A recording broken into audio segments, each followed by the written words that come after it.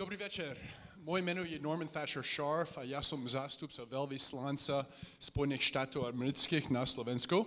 Vítajte.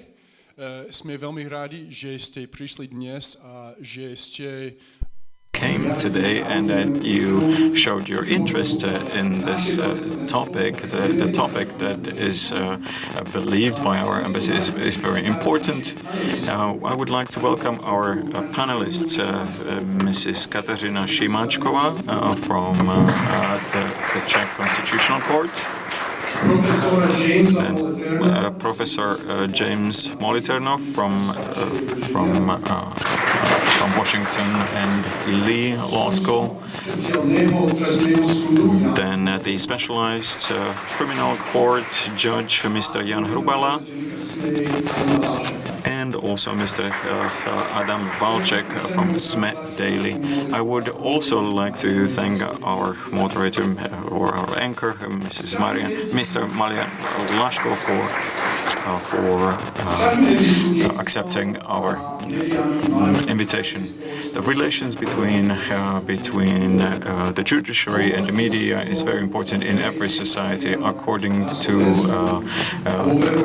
public surveys, the trustworthiness of our judiciary is approximately 20%, which is the second lowest among the countries of the European Union.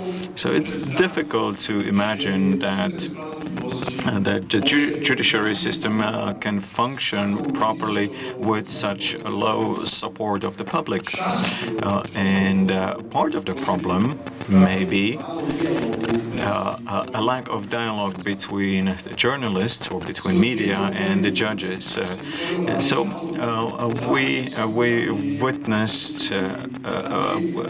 witnessed prosecutions of media that informed about the work of the judges in a critical light, and often it seemed like blackmailing or misleading journalists and taking them away from their job. So we believe that this is not the right thing to do, or the right way of communicating between the media and the judiciary system and a democratic society, because judiciary system or the media plays a very important role.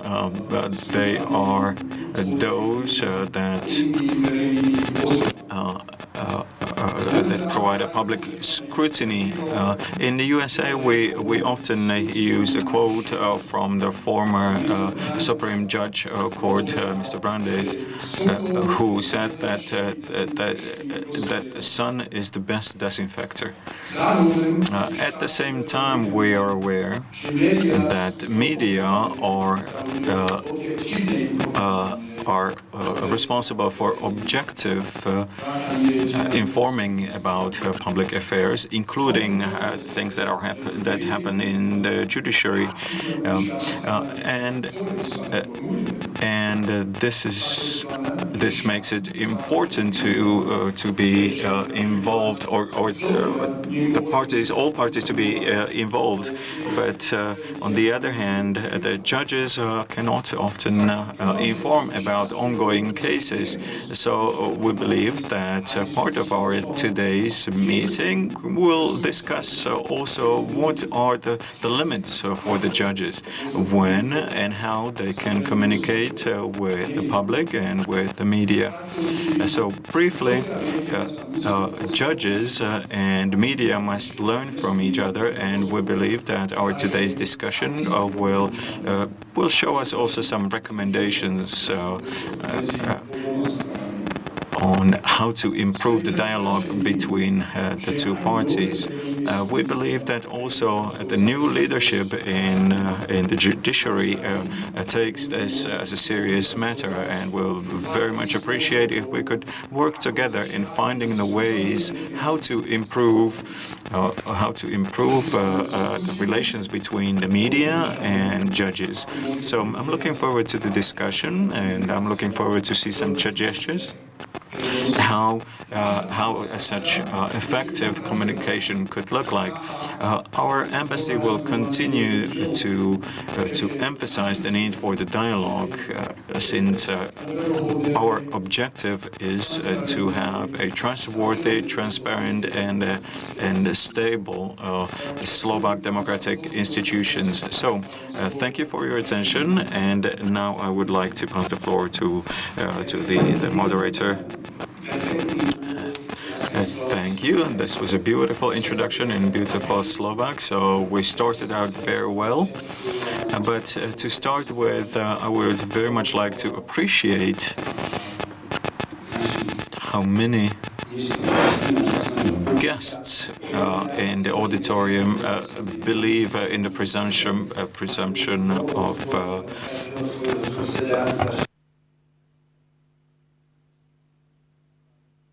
of innocence, and hopefully the only thing that we might leave this room with will be a flu tip. So.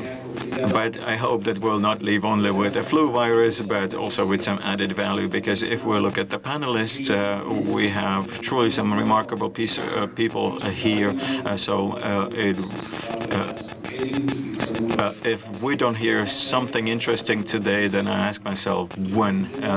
So I very much look forward to this debate, and perhaps I should start with a very layman question.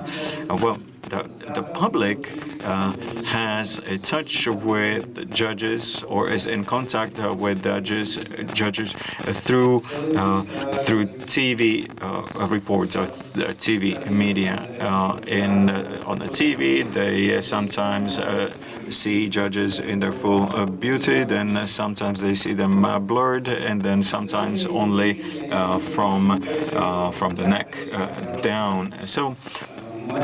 Why there are such differences, and I would like to ask Mr. Hrubala, is there anything in our legislation why judges present themselves in such different ways in the media? Is this mic working? Well, I will start with the word that is often used when we're talking about judges, then obligations and powers. We often use the word withholding or holding back. Once my colleague, a federal judge in the U.S., asked me who I consider a judicial hero in our system, and I was really put back by the question, because I don't think that to be a judge is a type of a profession where you should be a hero. If you are a judge, you should really keep a low profile, both in terms of your professional conduct and also in your public appearance. I see a colleague, Czentes, here in the room. Sometimes the prosecutors are blurred, or sometimes their faces are not shown on the media.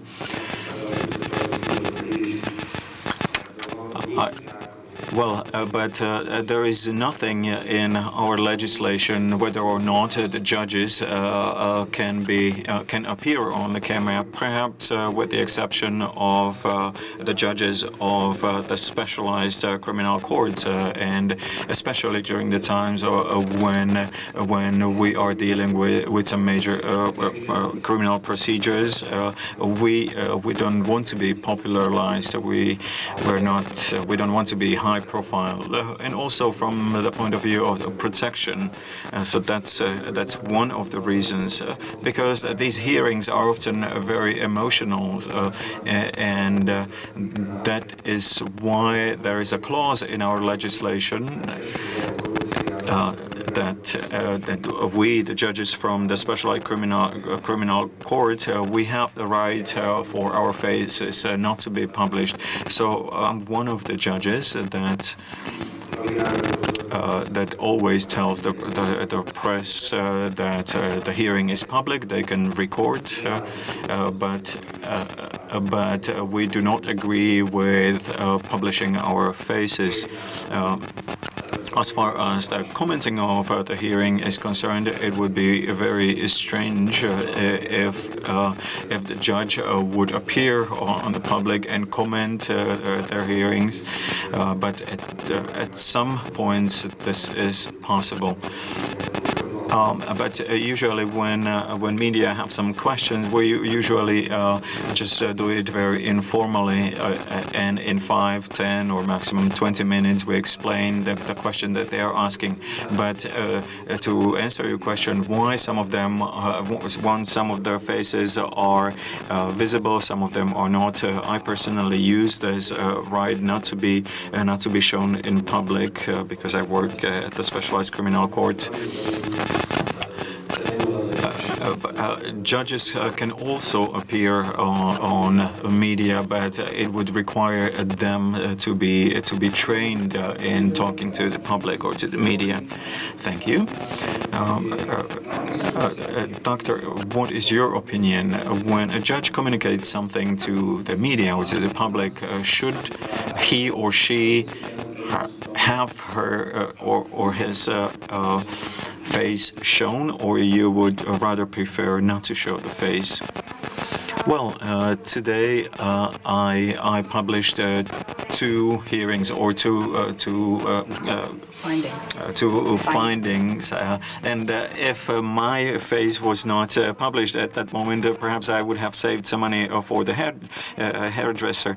But on the other hand, what was mentioned earlier by the gentleman from the embassy, I believe that if judges hide from the media, then it has a negative impact on the trustworthiness of the judiciary system. For example, I worked on the court where it was headed by Mr. Baksa, now on another court where Mr. Rychecki was the Supreme Judge. And these 2 gentlemen really helped to increase the trustworthiness of the judiciary in the Czech Republic. These 2 gentlemen are not afraid to appear on the camera, and they support the judges to support the decisions, to comment it, etc. On the other hand, I very much appreciate what the colleague was saying, and also what Daniela Zemenova, who is the chairman of the judiciary chamber. Judges have an obligation to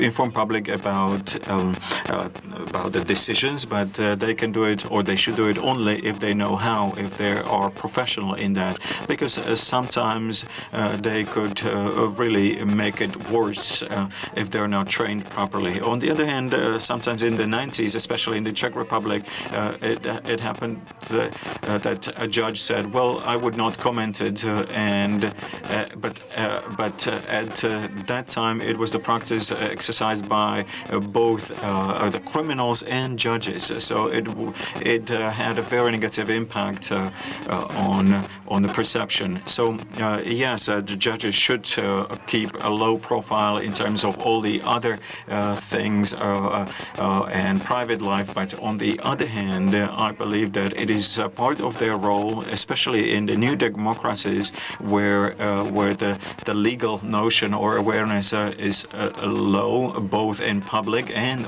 in the media, and I apologize for that.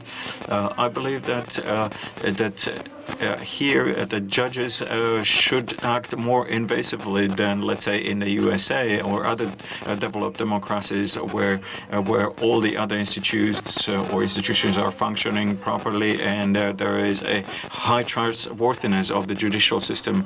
And then in the cultural anthropology with Mr. Pospíšil, Leopold Pospíšil, who is a famous cultural anthropologist describing a law, he explained that in Papua New Guinea, when a judge passed the decision, he had to sing and dance to convince all the others that it was the right decision. So the same way, if this is a decision that has an impact on a large number of people, then I believe it is also part of my work to share this with the public, and I have to be ready to publish the decision and also to answer any questions of the journalists, or whether or not judges should be publicized. I mean, their faces. I wouldn't like to be a judge without a face, but of course I'm not deciding in matters as my colleague is. So I think that people should know who is responsible for their for the decisions.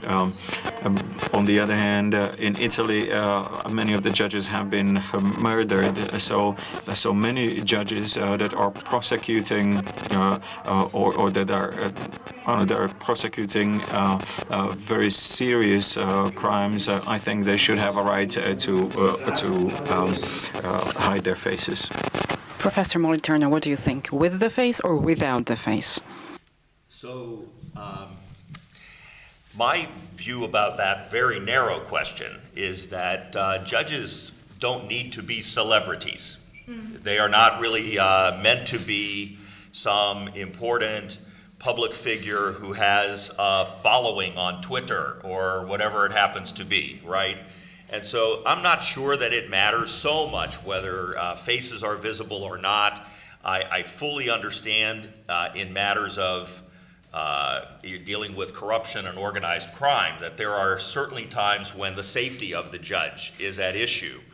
I actually did work it's amazing you mentioned Papua New Guinea, because I have worked with judges in Papua New Guinea, and they have some of those very serious problems there too about corruption and dealing with organized crime and so forth.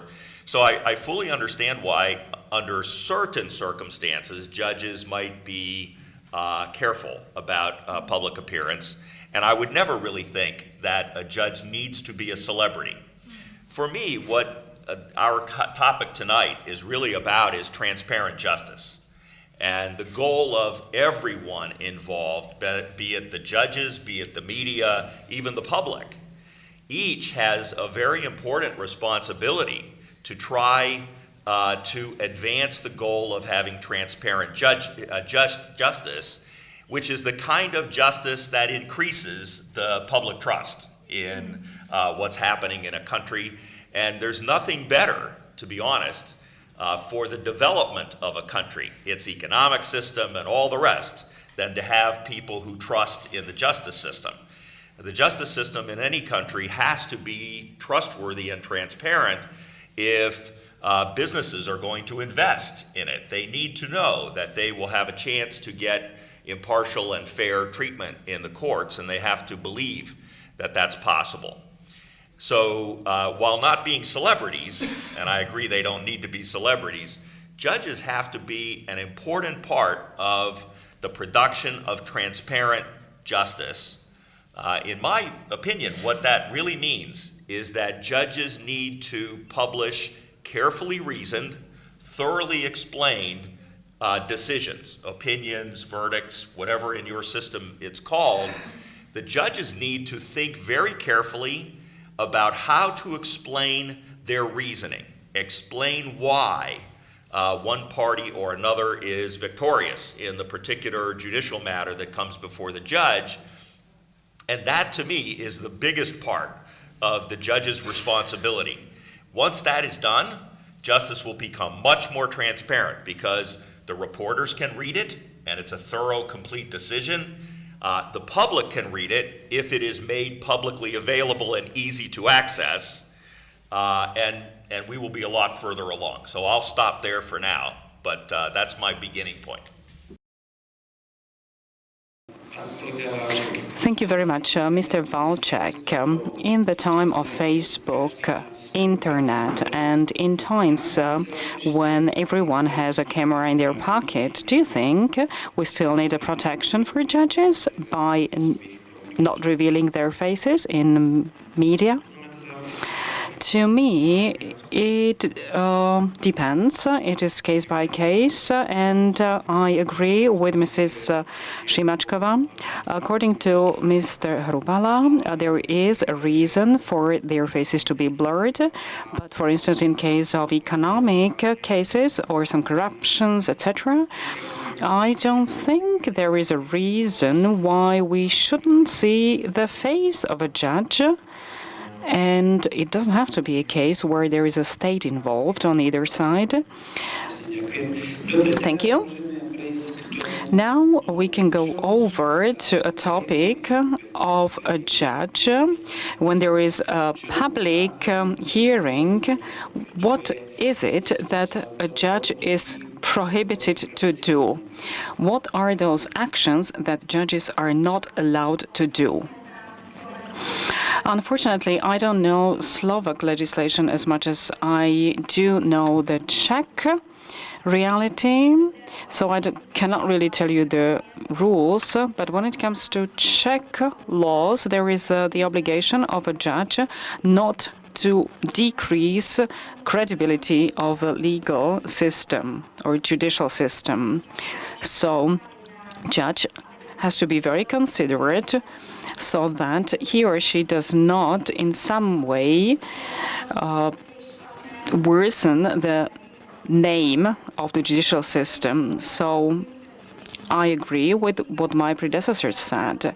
In case a judge is trying to make a celebrity out of themselves, they are not trying to help judicial system, they are trying to promote themselves.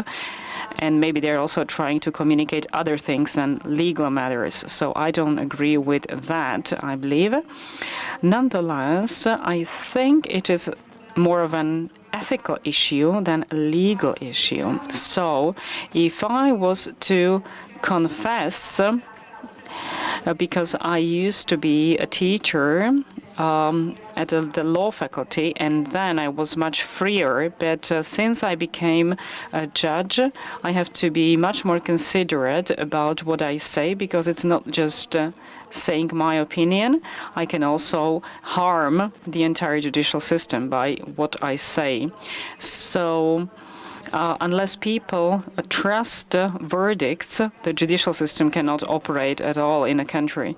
So I believe it's a personal responsibility of each and every one of us, and it is a case-by-case situation. For instance, I very much respect my opportunity to work with judges who are very skillful in communicating with media, and they are very aware of the borders, of the limits. And I cooperate with them. They are my senior colleagues, and I respect their advice. So before I came here, I communicate with Mr. Fennig, who is the vice chairman of the Constitutional Law Court, and I wanted his recommendation whether it is okay for me actually to take part in this event. So it's not really about being allowed to go or not to go, but I just wanted to know whether my presence would be a benefit or not. Mr. Professor, I believe all over the world, judges should not comment on things or cases that they themselves are making verdict on.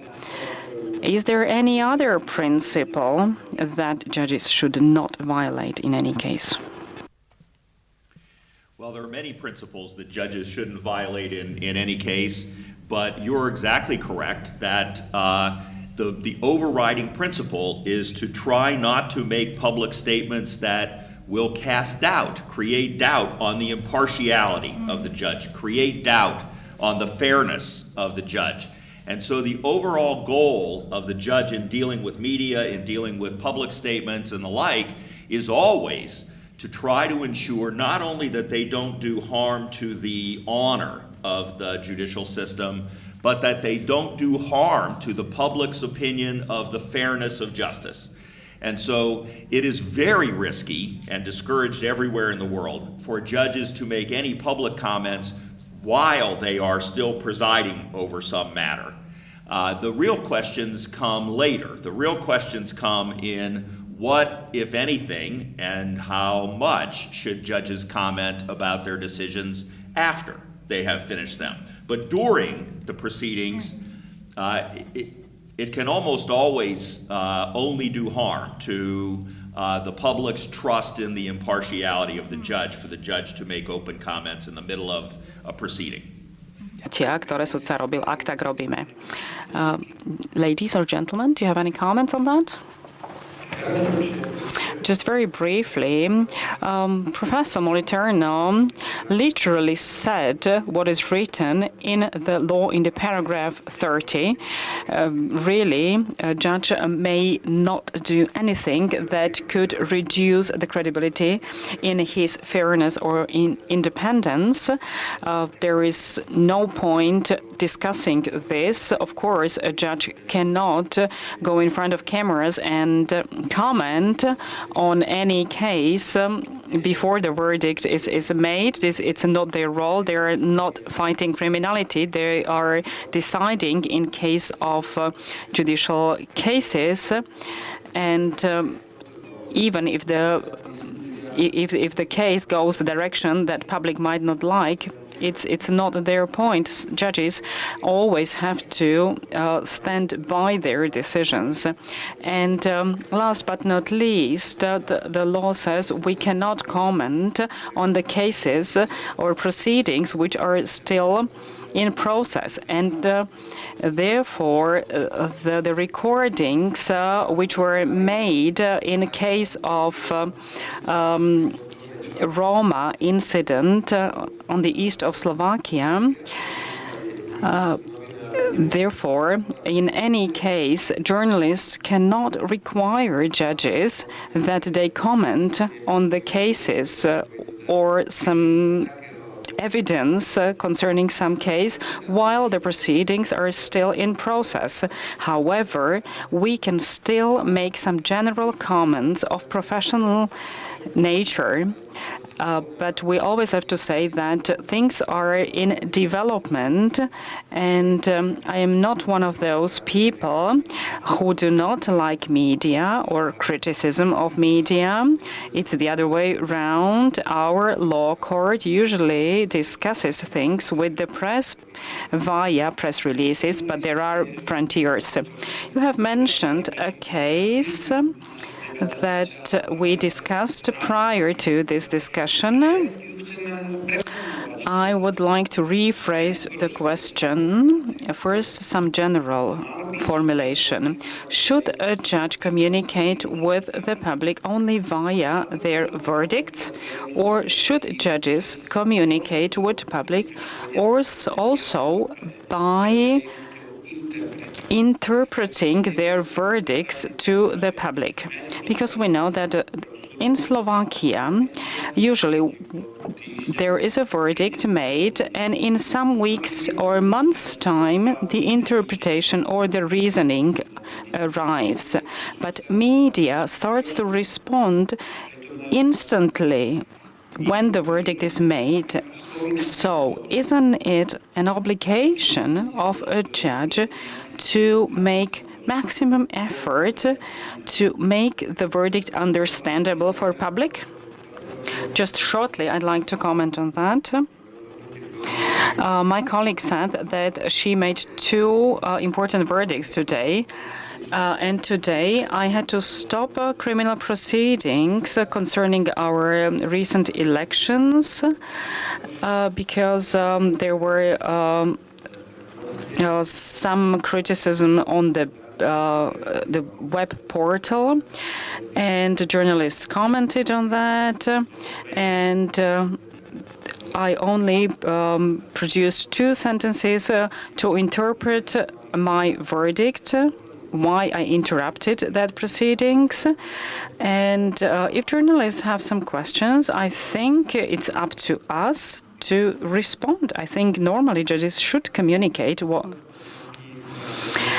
Just two notes. If the quality of verdicts in Slovakia was higher, it would not be necessary to make interpretations. On the other hand, even among our journalists, there is not such a high quality that all the journalists would understand properly the verdict. Mrs. Shimachkova, do you interpret your verdicts? First of all, both the law courts I have worked with, it means constitutional and administrative law courts,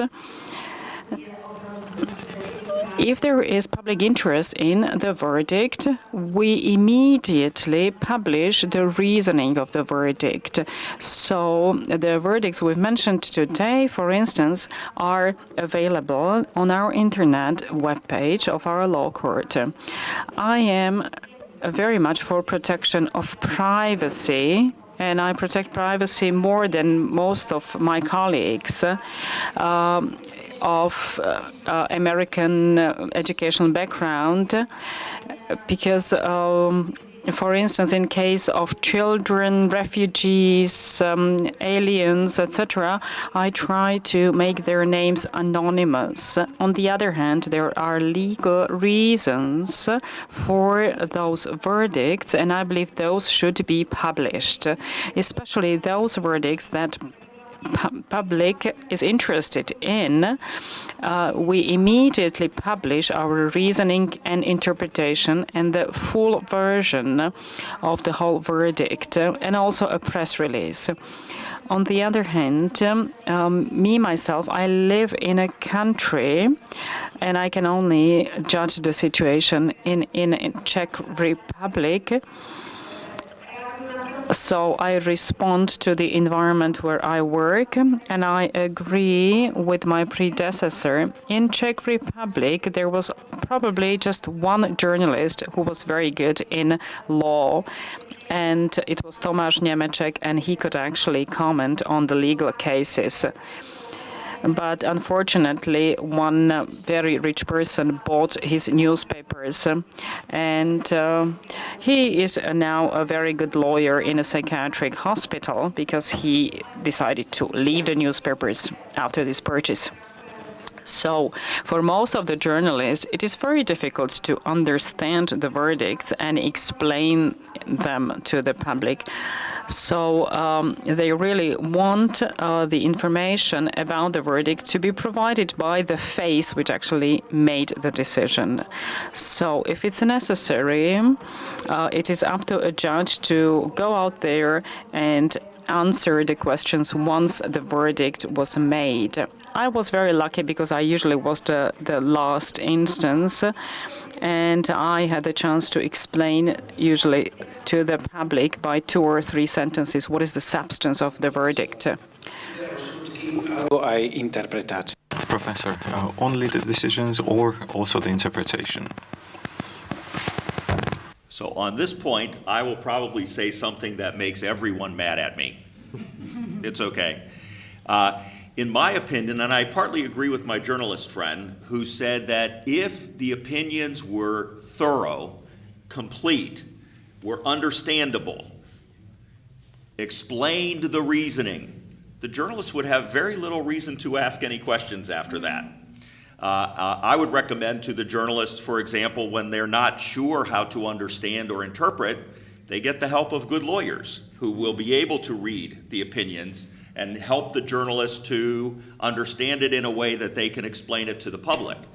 So for me, the most important thing that the judges have to do is to explain their decisions thoroughly, completely, and understandably, at least as understandable as law can be made. And then there must be systems to make them easily available to the public. I know that decisions of some courts in some countries are said to be available on their webpage, but I also know that I have been working with a whole group of very, very smart, very able PhD law students in Slovakia who have had a very hard time finding some Supreme Court decisions in Slovakia that were of interest to our group to read and understand. So they have to be clear and they have to be readily available. If they are, there's not much reason left to speak to the journalist. I often think that if I explain something very carefully, very deliberately, very thoughtfully, it's taken me 2 weeks to write it out. Once I have put it in writing, and I've done the best I can possibly do, then anything I say out loud will only create some confusion because it can't be any better than the written form, and I am just likely to create uncertainty about what was really meant by the written document. So my preference is for a system in which the judges, the reporters, and the public are all essentially working as a team to create and consume, the public consume, transparent justice. Finding a way for the judges to explain themselves clearly and very quickly, at least, very quickly after decisions are rendered, and then reporters writing about those decisions and explaining them, interpreting them, if you will, for the public so that the public can understand what has happened in an important case, and then the public reading carefully. Those of us in the room who are a little bit older, like I am, we have seen a dramatic change in the availability of information. And so there is so much information available now on the internet about so many different topics. We need to read it critically. We need to consume it well, because we shouldn't assume that everything we read is accurate. We have to be able to be critical, careful readers and consumers of the information. And that's the job of the public. The job of the public is to think hard as they're reading information and not immediately believe that everything they see on an internet blog is completely true. It's made it harder for the journalists, I think, to have such a volume of information out there, because they need to get the information to the public as quickly as they can. And it's made it hard, certainly in the United States, it's made it hard for the traditional journalists to refrain from being as sensational as the blogs are, as the internet services are. So it's made it harder for everyone, and yet I definitely agree with the opening comments that were made that the best disinfectant is openness, the sunshine. Let's have as much information as we can and then consume it carefully.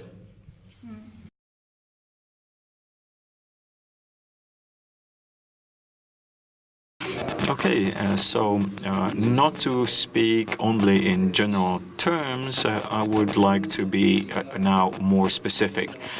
Now we already mentioned a case of a video recording from a police station where it was clearly shown that juveniles, Roma juveniles that were suspected of some criminal activities were mistreated. Now, I don't want to ask you whether the judge should or shouldn't have used this recording as an evidence, but my question is whether the judge should or should not have said why she didn't recognize this evidence or this recording as an evidence. I think she explained it, but I have to admit that I didn't have too much time to monitor this case. Either she explained something, or the media somehow interpreted the information. But she said something along the lines that it wasn't a problem that this was a private recording, but rather that the judge was unable to identify the origin of the recording. So, although you didn't ask whether she should or should not have used it, there is a long-standing debate, and basically this problem perhaps should not have existed because a citizen can do whatever is not forbidden by law, and here the experts were unable to say whether this was an original recording. They were not able to say whether this was a compilation or not. So she explained something, and you, as public or as journalists, you can criticize her whether or not this was explained sufficiently. In such cases, I believe that courts should pay more attention to communicating with the media, because of course this decision will be published on the internet, and although they should not give way to the pressure from the public, they should pay more attention to informing the media. So do you have any information? No, but I didn't pay close attention to that case. But if I may mention one specific case, not a long time ago we had a constitutional judge named into her position, and when the journalists asked her about her decisions, she said that this is taken out of the context and it should be interpreted in a different way. But I believe that this would not have happened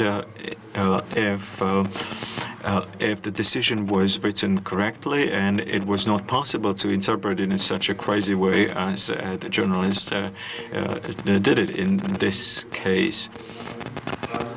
So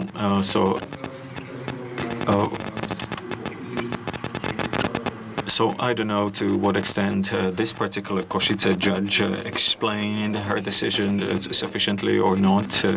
I don't know.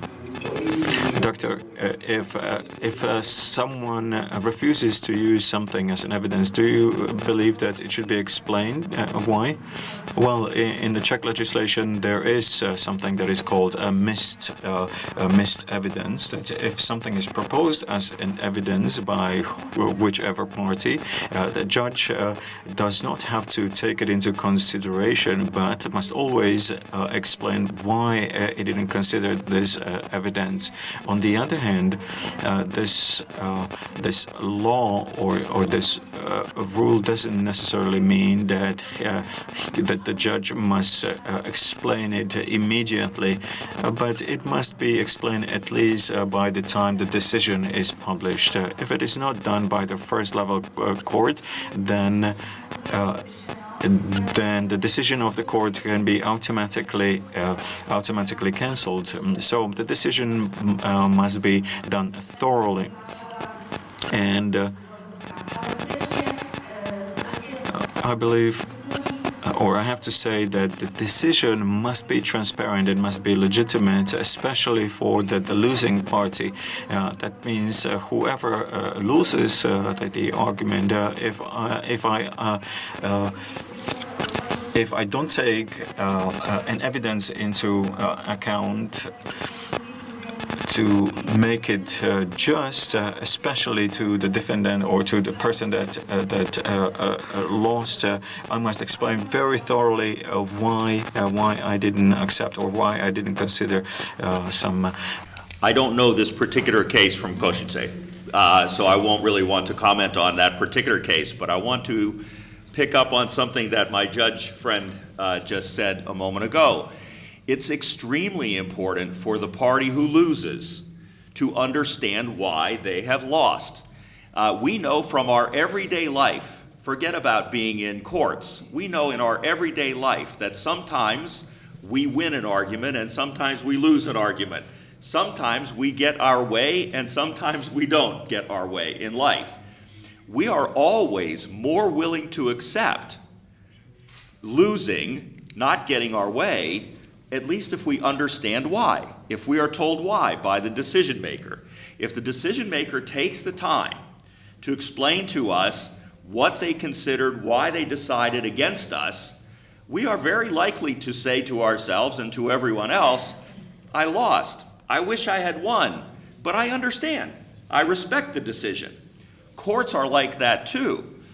Courts do not command armies, and so courts can only function in good societies if the people have some trust in them. And a big part of that trust is the losing party understanding why they have lost. It makes an enormous difference. I have heard sometimes, judges sometimes have said things like, well, in every case, someone loses, so we can never make even 50% of the people happy. I don't think that's true. I quite frankly think that in good societies with judges who explain themselves thoroughly, it's often the case that much more than half of the public believes in the justice, even though half of them lose all the time. So it's very important for the loser to understand, even more important than for the winner to understand. Môžete, pán doktor, len ja dám ešte jednu doplňujúcu otázku, ktorá je iba na vás. Doctor, one additional question, if I may. I read an article about you, and you were quite angry about some comments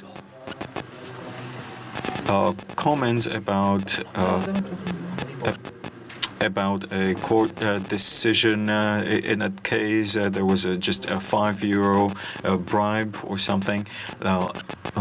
So wasn't it also the obligation of the judge to explain?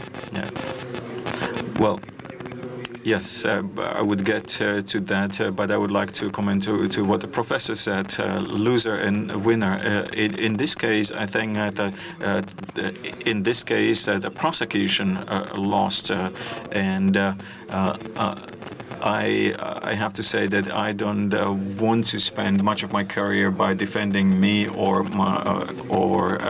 the other judges, but please understand that the prosecution is often forgotten.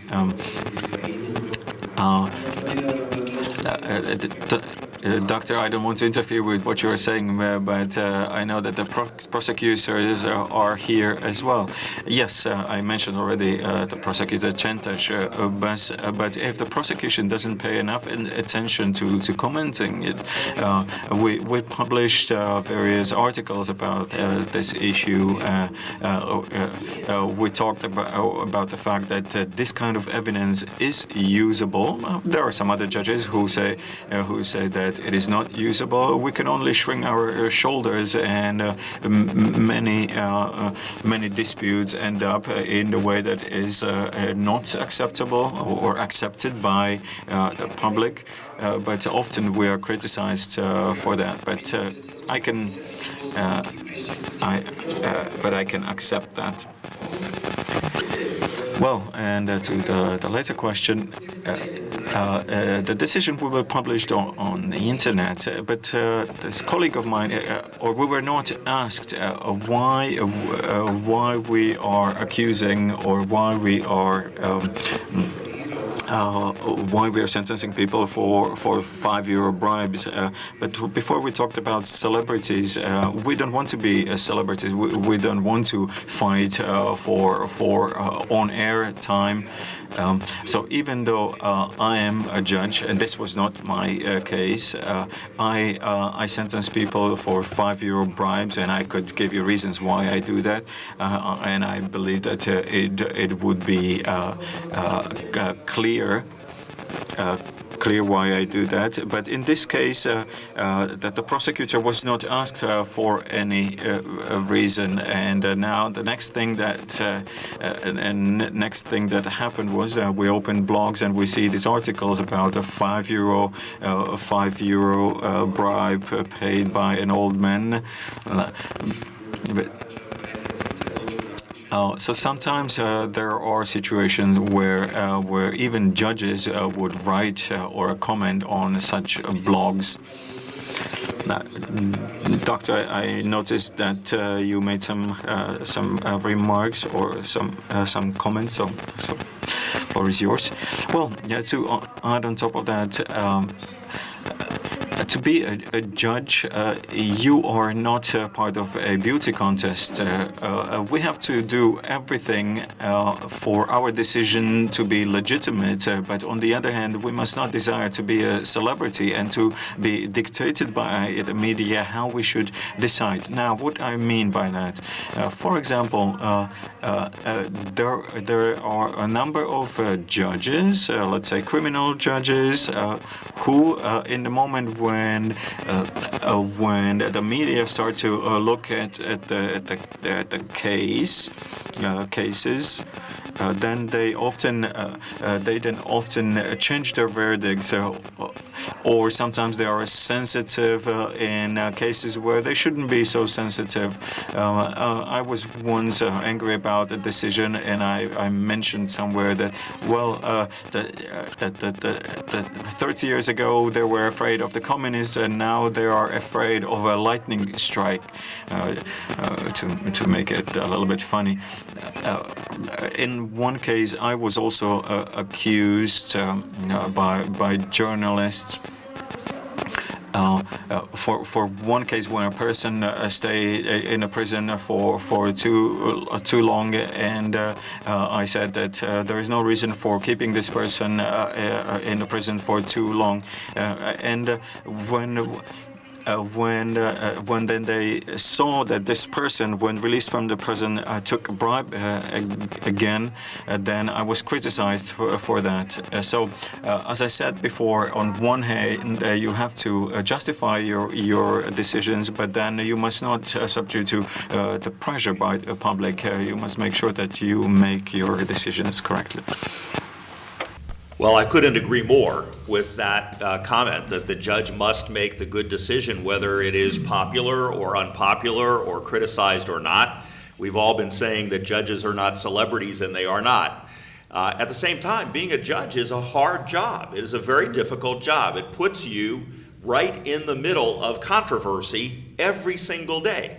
The only reason that we need judges is that we have disagreements, and someone has to find a way to resolve them by applying the law to the controversy, whatever it happens to be. And as a result, even the best judges, even the ones that do the best, most careful job, will sometimes be criticized in the public. And I think if you are a judge and you expect never to be criticized, you are unreasonable. You are not really dealing with the reality of your line of work, because it is inevitable that you will be criticized some of the time in the media. And it requires strength of character, I think, to continue to make good and careful decisions, even though they might be unpopular or they might be criticized in the public. It also requires, I think, in my view, it requires a very good system of ethics among the judges, among the judicial branch, so that there is a public expression of what it is to be a good judge. There should be a good ethics code. There should be an accepted norm for what makes a judge a good judge. And then you can aspire to always meet that. But judges will always be criticized. It's part of the job. Ďakujem. Thank you, Mr. Walczek. Would you like to say something which is not in line with what has been said?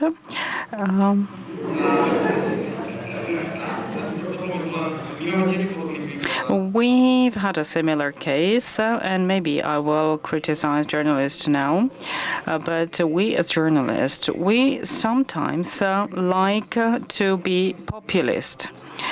And we criticize judges, and that is the case of Mr. Rata.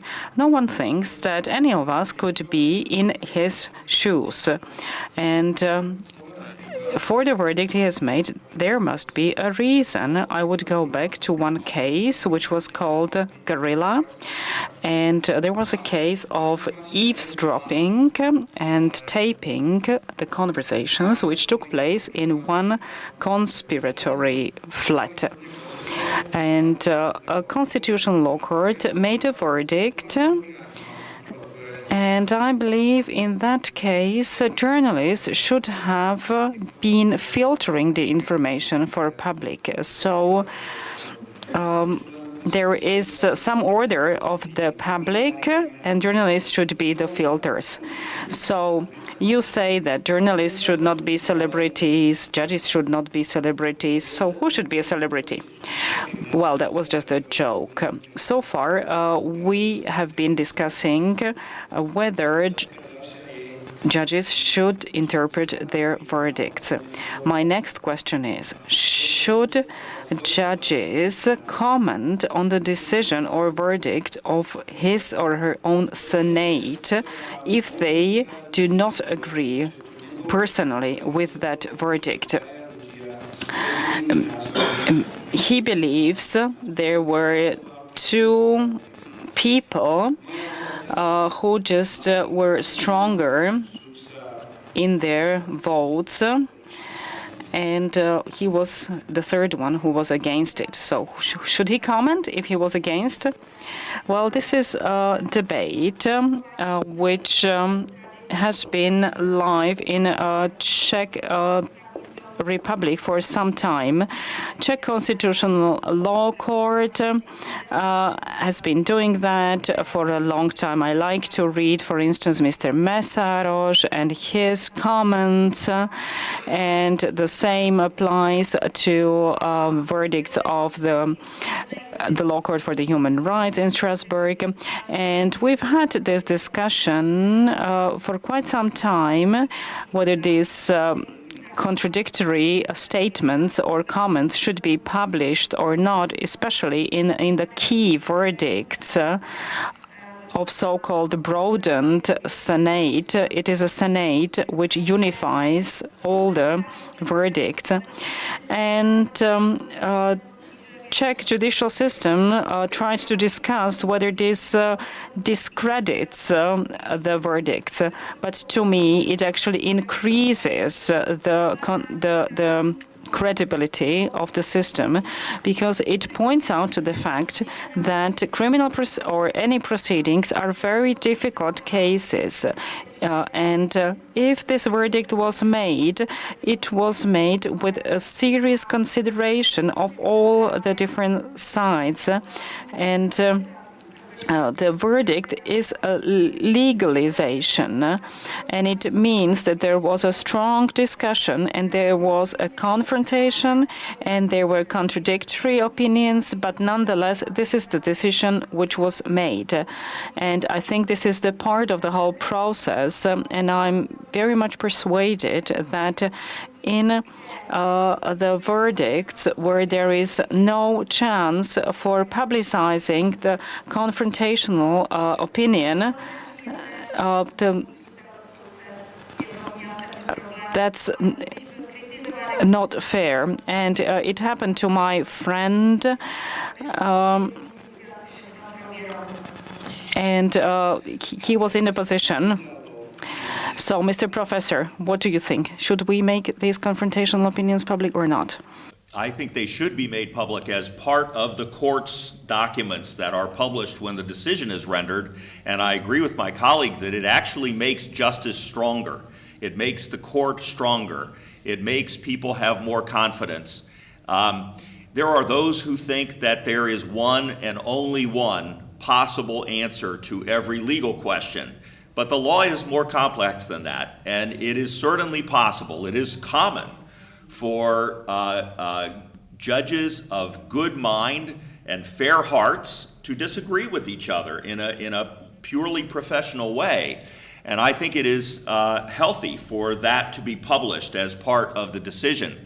There are, we call them dissenting opinions. It's maybe a slightly different word for it, but there are many famous issues in our courts in which a dissenting opinion today, 20 years later, has become the decision of the majority of the court and is now the law. So these are fair-minded debates about important public policy issues that are played out by careful judges who are articulating, explaining their view of the legal question and how it should be resolved. So I think it's good to do it. It may be destructive if instead of publishing those dissenting opinions, the member of the Senate, the panel, who disagrees would then go to the media and start to complain about their colleague's decision. This would be destructive. So it ought to be within the routine court practices that such dissenting opinions are part of the court's communication with the public about a decision. Mr. Walczek, will dissent give the option to journalists be the third judge? Does it give a chance to the journalists to say who they sympathize with? Yes, I agree with that. And if you agree with dissent, I'd like to hear from Mrs. Shimachkova and Mr. Moliterno. What do you think? Should a judge who is solitary in his dissenting opinion, should he explain? Should he reason his opinion? Because then it creates a question whether he is oppressed by the rest of the Senate. So what do you think?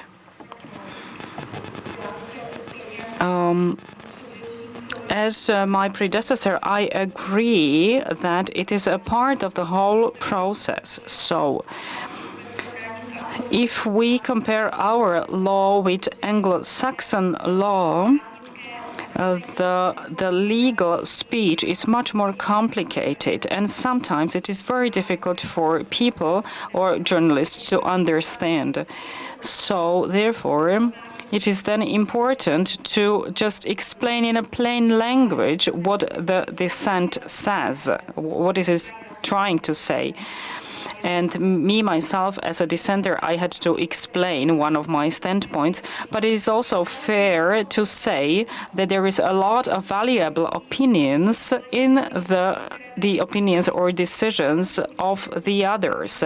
And the moment I say that they are stupid and I am the only one who is fair, then we would diminish the verdicts of the judicial system. On the other hand, if we say, I understand and I have to accept that the majority believes in this or this. For instance, currently we were discussing the case of compulsory inoculation in the Czech Republic, and I had to explain what were the important reasons for the majority to decide for the verdict they have made. But to me, other reasons are more valuable or important, and that's why I was dissenting the opinion. I should not depict myself as the only fair and the only one who is right in that case. So I need to explain. Yes, Mr. Professor. Oh, sorry. Were you in dissent, Doctor? Yes, in this stage of debate, I can only agree with what has been said, and my colleagues will definitely agree with me that dissent are often more understandable than the actual verdicts, because they just have to explain very well what they were trying to say if they are in confrontation. Mr. Professor? I would only add to that when even the majority on a court takes the time to explain why it has come to its decision, it can actually be a more powerful force. And so it doesn't always fall only to the dissent to explain well why they have decided something, but if the majority of the judges on a panel, a Senate, explain themselves thoroughly, they will find that their decisions have more public influence than if they simply say this side wins and stop the explanation at that point. Respectful, well-reasoned disagreements among good judges are very healthy, and the more they are able to explain themselves, the better. We have found, in many circumstances that the most prominent, the most influential judges are the ones who are great communicators, who are able to explain in ways that everyone understands how this complicated mix of law is applied to a set of facts or a dispute to come to a good decision. So being great communicators makes judges more powerful than they would otherwise be. Adam? Adam? Inšpiroval k jednej. Mr. Hubla inspired me to answer in a certain way that journalists are indeed inclined to be the third judge, and then there is no one else who would interpret the decision of the majority. Okay, let's move on. We heard that the judges can send their dissent opinions, and now we are getting to the point where the judges could, and now I'm asking whether they also should be commenting on matters related to judiciary system or public affairs. Is this something that should be a role for judges, or rather they should keep a low profile and not to comment on that? I read the article of Judge Bertiova that there was an attempt to put into the legislative system that even if the basic rights or fundamental rights are under threat, even under such conditions, judges should keep a low profile. So this attempt was not successful, but it is symptomatic that there even was such an attempt. So my question again: should judges comment on public affairs? And you're looking at me. Well, I would say that they shouldn't, because these are more political questions in the broader sense of the word. And I'm not a fan of a particular political party, but let's say there might be some questions such as the protection of environment, protection of fundamental human rights, or international relations. But this is not my role to have my opinion published. There was a debate in the Czech Republic that we, as judges, we cannot be members of particular political parties, but for lower courts, there is no such restriction, so they can be members of parties. But these are issues that we can discuss, and also the issues of the judge ethics. There we should talk about it and provide our positions. For example, me and Mr. Šimíček, we had ourselves heard that even though it is not forbidden by the law for lower-level judges to be members of the party, we believe that to comply with the judges' ethics, they should refrain from becoming members of political parties. So, but I believe that I, as a judge, I should not publish my opinions about public affairs. And I was even thinking for quite long that I, as a judge, whether I should even participate to elections, because perhaps this would also lead me to preferential treatment. So I appreciate if public figures are active and involved, but I believe the judges should refrain from being active and involved in this case. And as for the discussing of the judges' ethics, I think it's right, it's correct, because who else should do it if not the judges themselves? So I believe that here we could have a positive impact.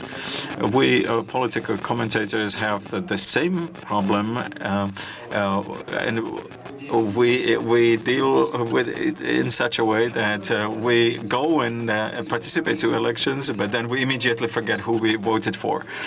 Well, I would like to ask a professor. We had a referendum not long time ago. Media asked judges whether they would participate to this referendum, and they asked them what they would vote for, and some of the judges responded. So, in your opinion, is this this okay? Well, I have to ask for a little more clarification. So they were asked how they would vote on what kind of question? What was the issue? Well, there were three questions. First question was whether the marriage should be just an institution between a man and a woman. The second question was whether we should teach sexual education in schools, and the third was related to adoption by gay or homosexual couples. I'm going to get to that, I promise. My answer about these kind of public statements and so forth is that the very best people to talk about the justice system generally, to tell the public how justice works, are judges.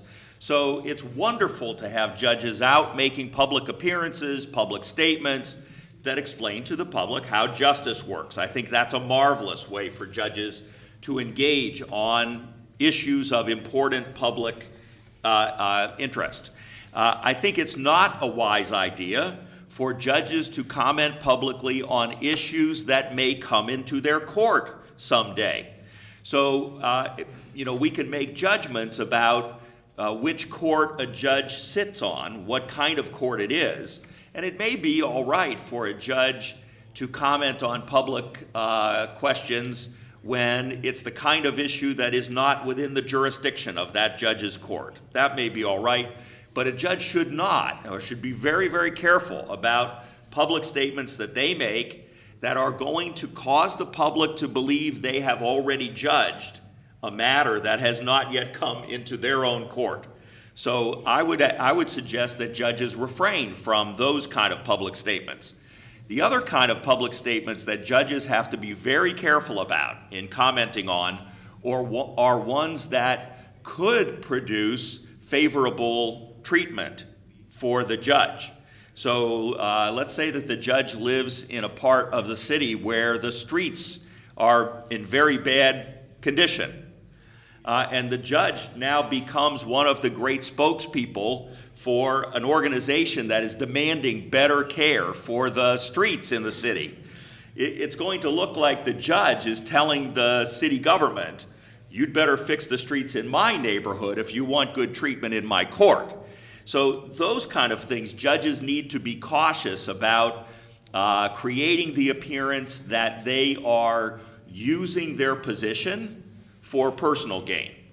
The questions you asked, though, on the referendum, I think those are risky for any judge to answer if it is at all possible for those issues to come to the court.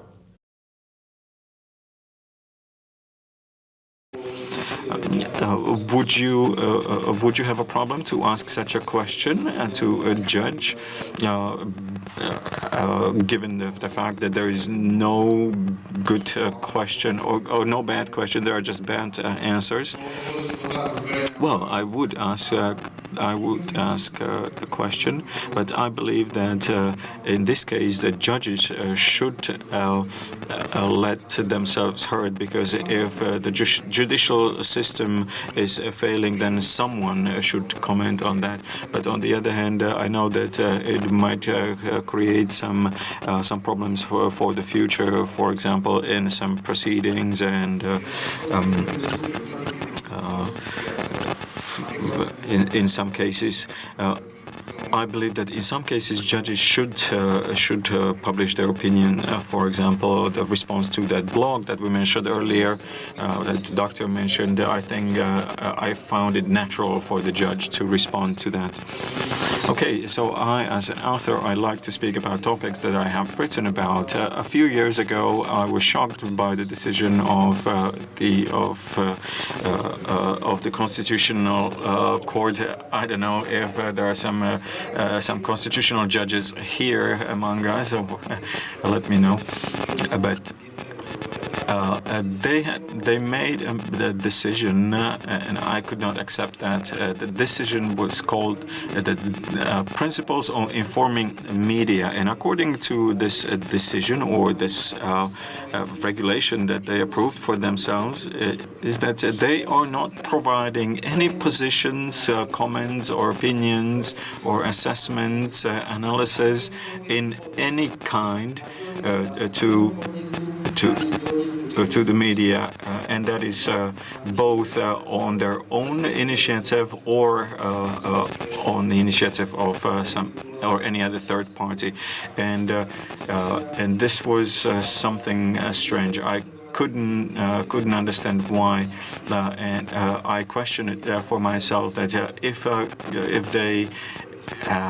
they are unable to comment or to comment on their own decision, this is as if they are unable to defend their position. And in that case, are they able to make the right decisions?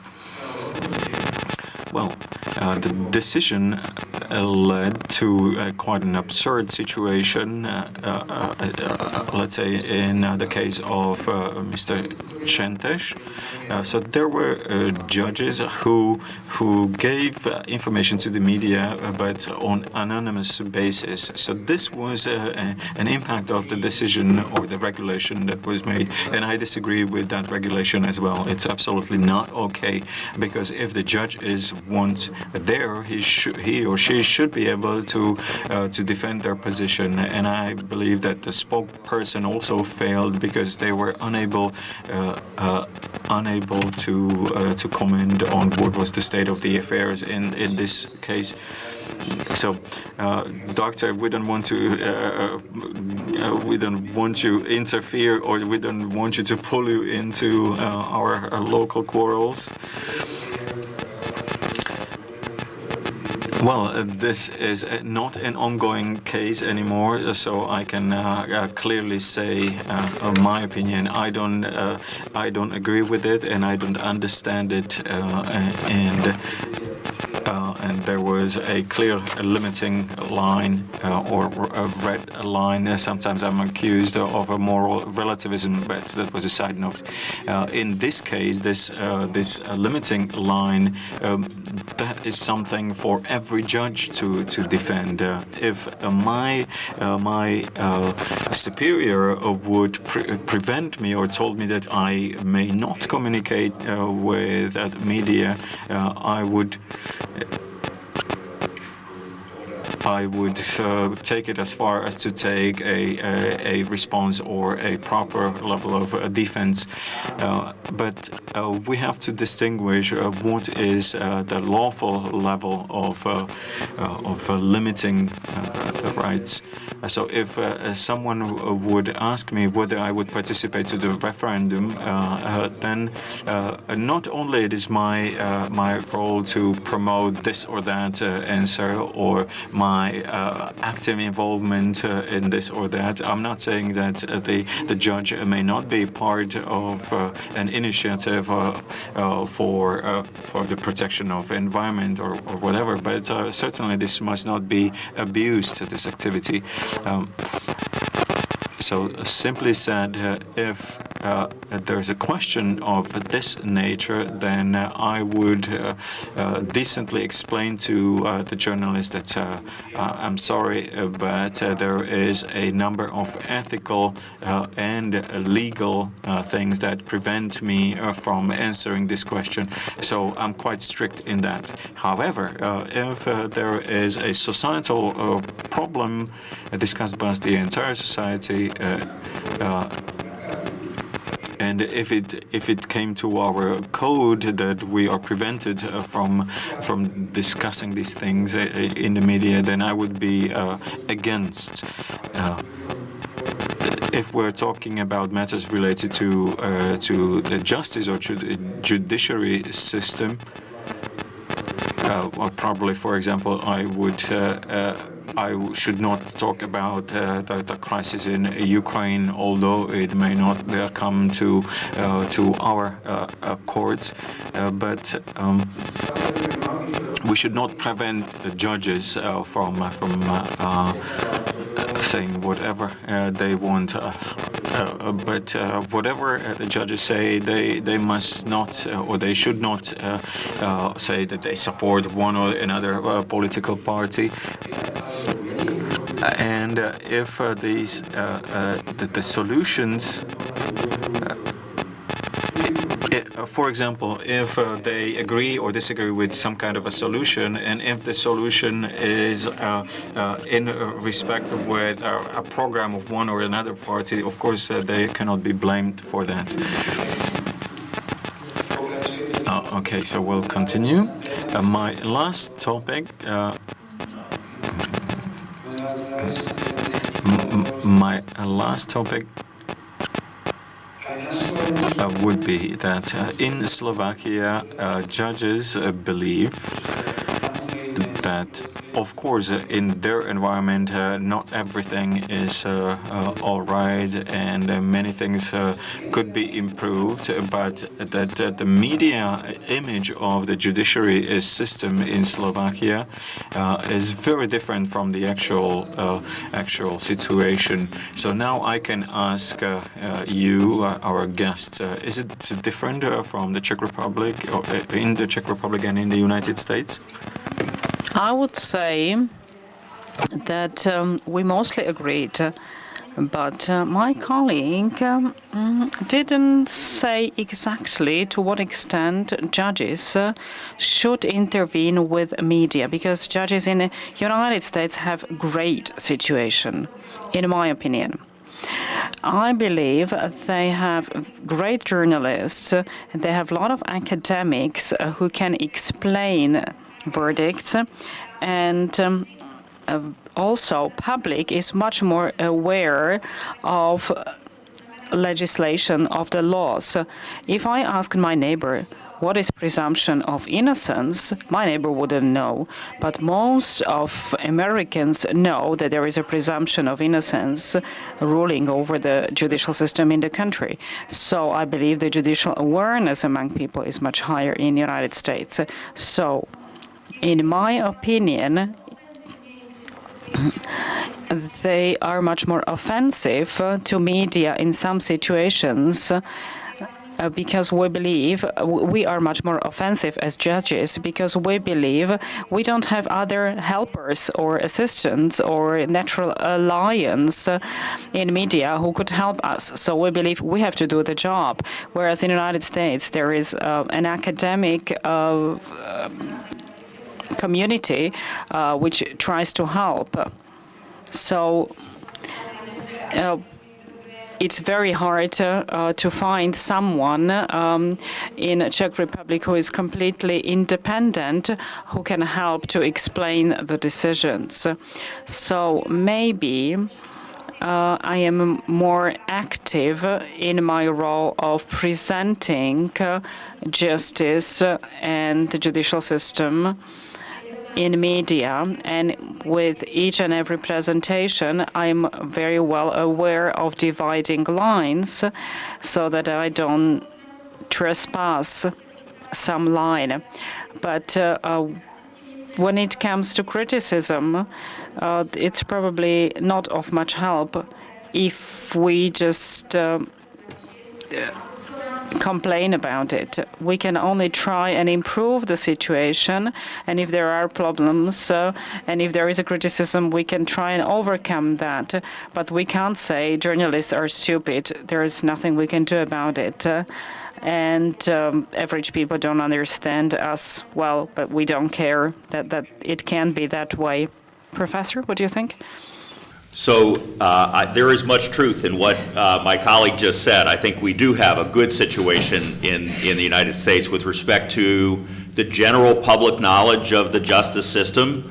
And we do have a wonderful academic community that can help to mediate, to help explain.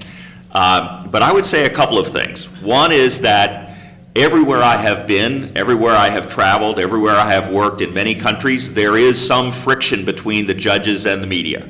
Everywhere, including in my home. There are judges who don't like to be criticized, and The media sometimes does criticize them, and so there is always some level of friction between the judges and the media. I think it may be inevitable. I agree with you because you're here and you know better than I do the circumstances in Czech Republic or Slovakia about the academic community, but I would add something to that. I have been working this very week with a great, wonderful group of law PhD students from Bratislava, from Trnava, from Košice. They are very smart, able people who I believe would be wonderful interpreters, if you will, who would be wonderful at being able to help the media explain the judge's rulings better if the judge's rulings were thorough, the judge's rulings were in writing and well explained, and if they were easily available. It is not easy sometimes to get the written opinion from the internet in some Slovak courts. So if those opinions were well written, clearly written, and very easily available, I think you do have a potential academic community here who would be very helpful at kind of being the bridge between the judges, the media, and the public, and would help that process of explaining. In the end, I think it is most important that judges defend their decisions, explain their decisions, do it in writing, hand those decisions to the media, hand those decisions to the public by making them easily available, and if the judge has done a poor job of explaining, the judge should expect to be criticized, and that will be the product of an ineffective effort at explaining why the judge has decided the case the way the judge has decided it. That seems to me to be the end of it. Thank you very much. I believe it's high time we hand it over to the questions of our public. I'd like to ask you, once you get hold of the mic, please introduce yourselves. We are a small country. We know each other well in Slovakia, but we have a guest from abroad here.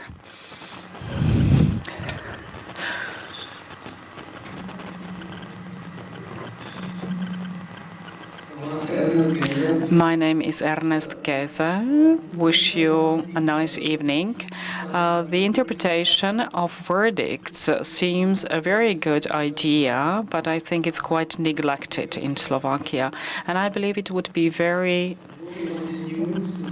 important in order to raise the credibility of our judicial system. But I'd like to talk about the faces and blurring of the faces. Judges know the potential criminals. They might have their photos at home. But why should we blur the faces also for the public? I would understand if these criminals were let free and then they would have to hide themselves. But if they are sent to prison, why shouldn't we see the faces? Mr. Hrubala? Well, this is a usual topic. I've heard it before, but I understand. It is so. If you click the name of any of us, you will find articles and pictures on the internet. You can Google any of us. But this is only relevant for specialized criminal proceedings, and to what extent this is efficient or not. Me, myself, I'm not ashamed of my face or my name, and journalists will always write down, this is a Senate led by Mr. Hrubala, led by Mr. that and that. The only thing why the legislator allowed this, and me, myself, I wasn't really for it. So I advocate legislators and not my own opinion here. Just to explain, me, myself, I've had several very serious cases and several lifelong sentences, and there are emotions involved here, and maybe the criminals will find me on the internet and they know me, but that very day when I leave my work, and we do have our own bodyguards, that they, as judges, we need our privacy, we need our moment for ourselves, and just for security reasons, after a difficult verdict, I had to go round and round my house, and it took half an hour for me to get home instead of usual 5 minutes, just for security reasons. So just to explain, I understand what you were trying to say. Next question, thank you. My name is József Csentés. I'm a general prosecutor, but I also teach at a university. I teach criminal law. I'd like to comment. And when it comes to verdicts, I understand that in conditions of the Slovak Republic, when we started to publicize verdicts, it helped academic community, but also it helped judges, because we've learned about verdicts which weren't public before. And you've mentioned one important verdict here, which literally changed the entire practice in Slovakia, because Mr. Bargela said in his verdict that a person who records interviews can be a criminal act. And this really influenced our practice. In my publication, I also devoted attention to this problem. And there are also verdicts of the Supreme Court in Czech Republic or Constitutional Law Court in Czech Republic, and they help us as precedences. And in the case that we've discussed in Košice, there are several constitutional conditions for us in order to use that evidence. We've read a comment of our Czech colleague who said what has to be taken into consideration, because there is a right to privacy, but there is also some state interest, and finding a balance between the individual rights and public interest is very difficult. It's very difficult to strike that balance and to find that leverage. And then when it comes to dissenting opinions, I am for publicizing them, because when we talk about the right to privacy, in 1928 there was some opinion of a judge in the United States who said his dissenting opinion, which is now being respected in Czech Republic and in Slovakia.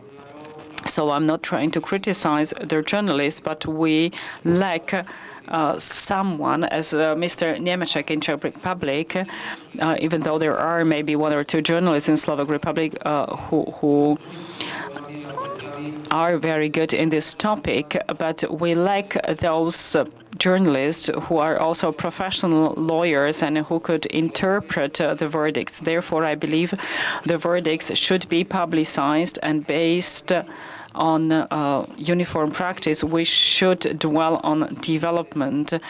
But it is difficult for a judge to stand in front of journalists and answer, let's say, 10 questions and respond immediately, and being aware of the fact that there are dissenting opinions to what you believe. So I believe verdicts should be publicized, and that would raise the credibility of judicial system. I'm not trying to talk about tabloid newspapers, because in 1 or 2 sentences you cannot name the problem, but on the other hand you cannot have 30-page explanation. So to grasp the essence is sometimes maybe more difficult than to write the verdict, especially in serious legal cases. but it would help the legal practice in Slovakia if the verdicts were publicized. Thank you for your opinion. Is there anyone else?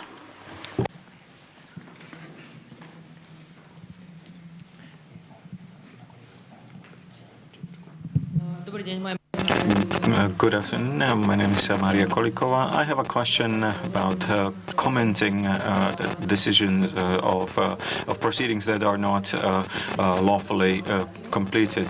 I'm not sure about what is the opinion of our guests. So when we are talking about concluded cases, then it is okay to publish the decision so that we understand the decision.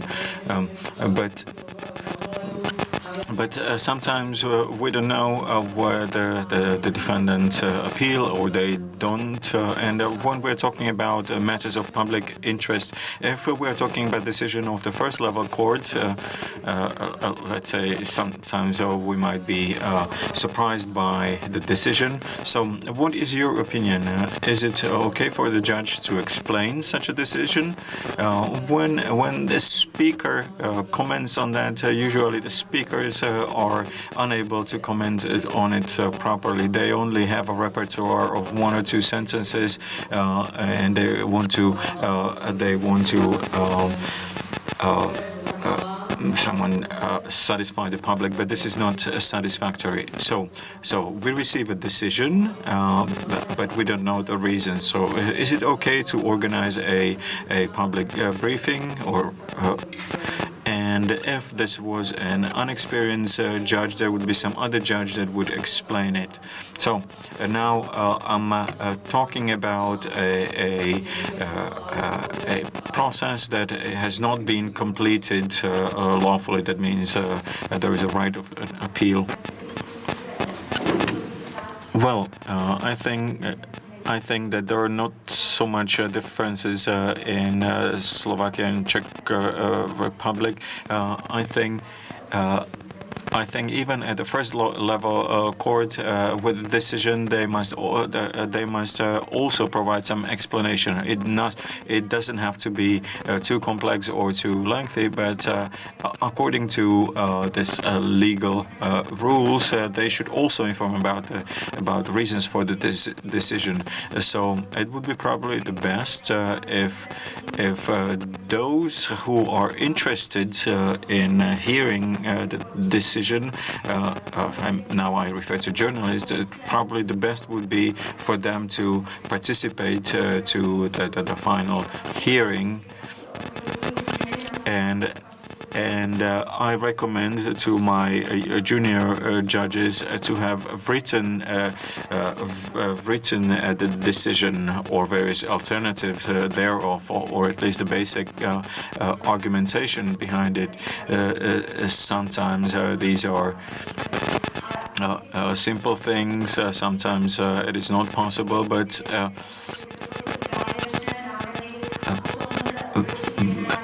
you can listen to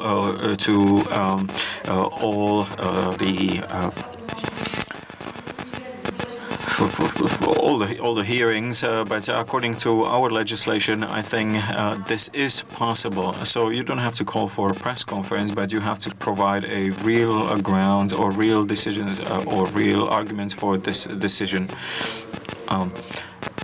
At our meeting with our Czech colleagues, we heard that it is a cliché, as if Czech colleagues are more inclined to explain their decisions. But my colleague provided me a different opinion. He told me that this should be done and it should be practiced. Sometimes it is difficult to talk to the media, especially the TV, because even if they ask you a short question, you provide 7 sentences, and then they provide just a little bit of 1 or 2 sentences taken out of the context, which you consider stupid. So, well, it's hard to say. If the question was what we personally believe, I believe that especially in relation to media cases, it is good practice to formulate the basic grounds on the decision, and I don't see a reason why this could not be read also by the judge, him or herself. At the same time, appreciate the institute of the spokespersons.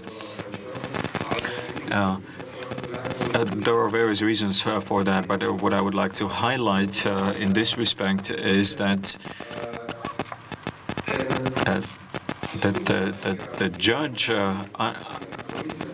if he stays with the journalist and provides additional comments to the decision, and now it's regardless whether his face would be blurred, that's for a different discussion. I believe that this is probably the easiest way of doing it. And now perhaps it may seem strange, but those judges that have the courage to do that, because, for example, they have gone through some media communication training, these judges would not be popular with their colleagues because some other judges perhaps would not be courageous to do that. And whether it's good or bad, I'll leave up to you. But my colleague mentioned one important thing, and the Czech colleagues repeated the same thing. My colleague, Mr. Babiak, and all the other experts who work in this area, we know him as a great expert, but he's not a good media person. So let's leave it up to the judges for not using this opportunity. For example, perhaps some judges. Some judges may feel intimidated by the media, so we should respect that, and we should respect that they want to communicate through spokespersons. Well, at the special criminal court, we have a spokesperson who is trained to be a spokesperson, but the fact is that most judges or most spokespeople are not able to do their job. Perhaps they have gone only through some basic training, and they are unable to provide some advisory to the judges what to do, what to communicate, what not to communicate. At the specialized criminal court, perhaps we are an exception because.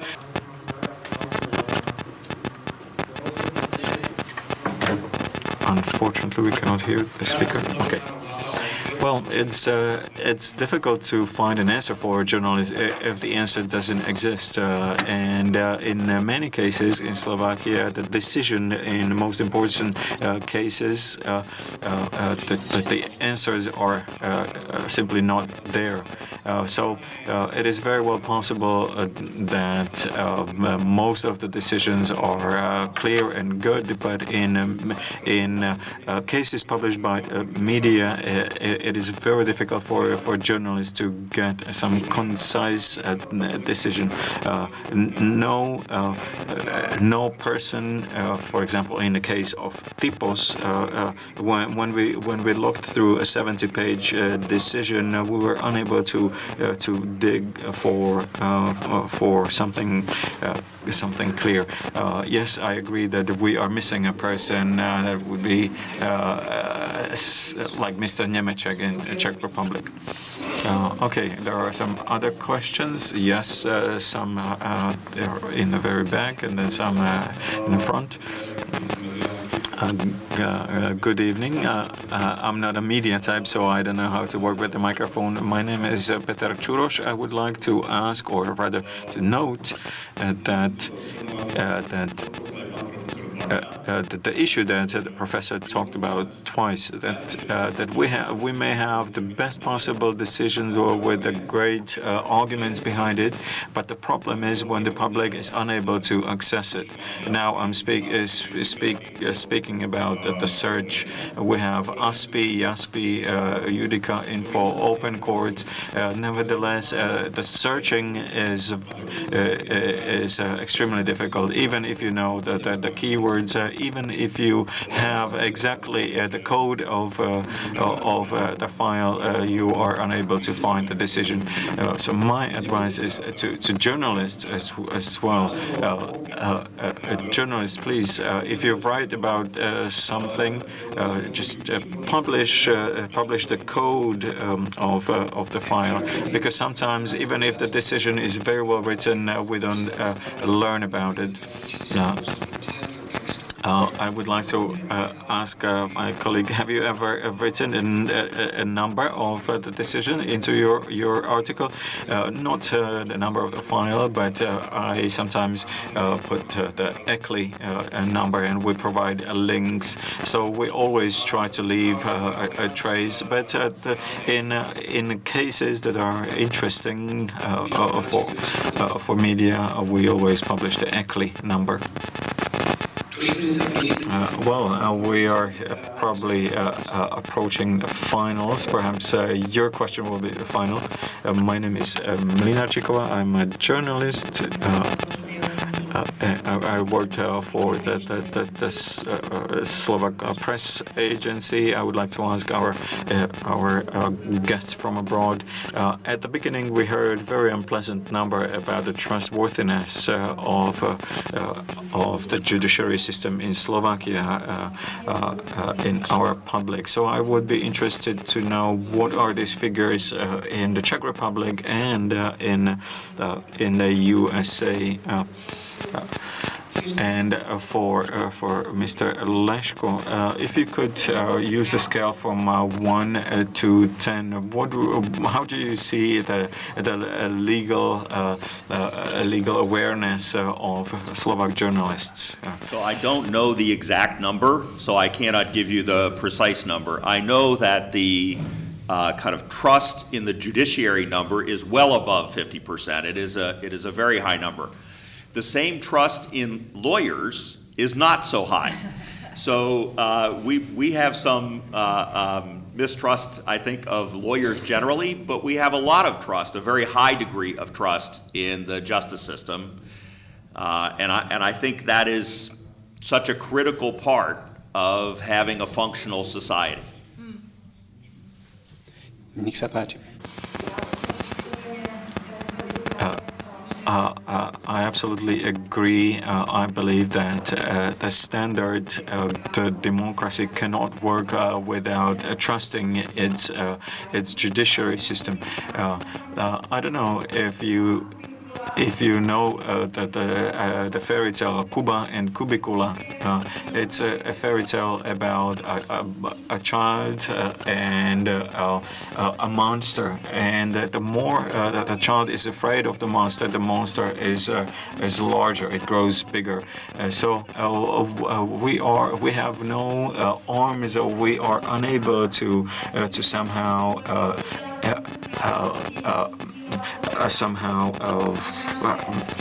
make ourselves heard, but when you make the right decisions, the trustworthiness or trust increases.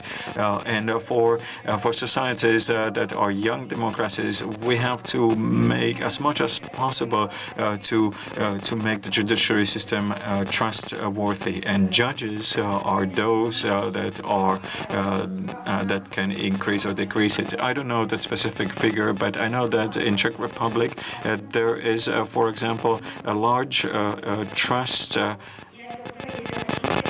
into Dr. Rychecký, who is the head of the Constitutional Court, and he has been a politician for quite some time, and I would even say that he is an activist on many occasions, but at the same time he has trust of the public that he does all of this for public good, and he doesn't play games with the public. So when we increase the trustworthiness of our institutions, that was when the courts started to work properly. For example, also here in Slovakia, the Specialized Criminal Court enjoys probably more trust of the public than other ordinary courts. So I agree with you that it is important, and I believe that this was my greatest role for me as a judge in my profession, to increase the trust of the public in the judiciary system.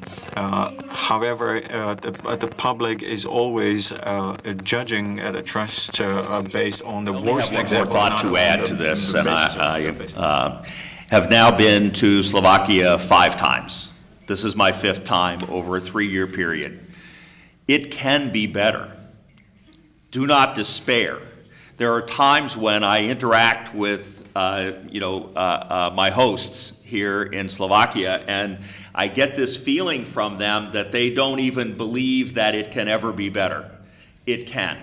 If you will work at this, if all of you will work at this, if the judges will work at this, if the journalists will work at this, if the public will expect more, will truly expect more from its justice system, in time, it will be better, and you will have more confidence because the work done will improve in quality. I really believe that. Ďakujeme pekne. Bola tá... Thank you very much. A question to me was, how would I judge journalists in Slovakia? I would say that there are journalists who may be very good and sound professionals, like Mr. Hrabka, Mrs. Petkova, Mr. Valček, Vagovic. Those are people who have been involved in legal and judicial system for quite a while, and they are good. But there are many others who just are not interested very much in judiciary. And one day they deal with agriculture, and the other day they deal with verdicts of the lawyers. So they are not so good in this topic. Because we are running out of time, we need to finish by 8. We have 2 more minutes. I would like to thank to some people. I'd need to thank 2 people from the Embassy of the United States, and I need to thank 2 people from the Open Society Foundation for organizing this event. I believe it was very interesting. I'd like to thank to all of you. My colleague usually say, thank you very much. You were a great audience. And I don't say this all the time. I only say it when we have discussions. So thank you very much. And I hope to meet you at the next face-to-face discussion.